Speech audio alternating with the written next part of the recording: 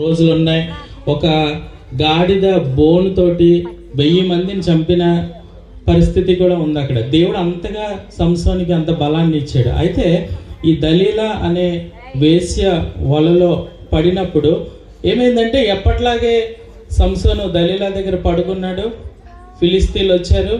సంసోన్ని దలీలా అడుగుతుందన్నమాట, సంసోన్ ఇదిగో నిన్ను పట్టుకోవడానికి ఫిలిస్తీన్లు వచ్చారు, లెగు అని అంటే, ఎప్పట్లాగే సింహాన్ని నేను చంపేశాను, ఇంత 1000 మందిని చంపేశాను, దేవుడు నాకు అంత బలం ఇచ్చాడు, ఈసారి కూడా నేను చంపేస్తానని ఇలా లెగిస్తున్నాడంట.